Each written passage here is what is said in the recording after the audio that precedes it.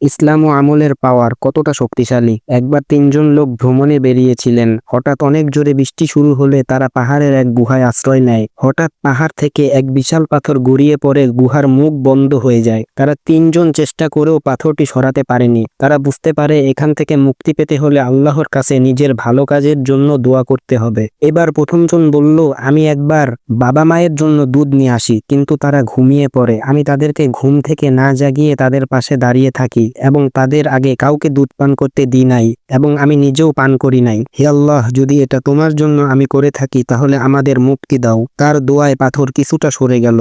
দ্বিতীয়জন বলল, এক কর্মচারী মজুরি না নিয়ে চলে যায়। আমি সে টাকা দিয়ে ব্যবসা করি, অনেক সম্পদ হয়। সে ফিরে এলে সব তাকে বুঝিয়ে দিয়ে দিই। হে আল্লাহ, যদি এটা খাঁটিও তোমার জন্য করে থাকি তাহলে আমাদের মুক্তি দাও। পাথর আরো কিছুটা সরে যায়। তৃতীয়জন বলল, আমি এক মেয়েকে ভালোবাসতাম। সে কষ্টে পড়লে টাকা দেই এবং শর্ত দেই খারাপ কাজের। সে বলল, আল্লাহকে ভয় করো, আল্লাহর জাহান্নামকে ভয় করো। হে আল্লাহ, সেদিন তোমার ভয়ে এবং তার এই কথায় আমি সেখান থেকে সাথে সাথে ফিরে আসি। হে আল্লাহ, যদি এটা তোমার ভয় করে থাকি তাহলে আমাদের এখান থেকে মুক্তি দাও। তাদের এই তিনজনের দোয়ায় পাথর পরিপূর্ণভাবে গুহার মুখ থেকে সরে গেল। সুবহানাল্লাহ।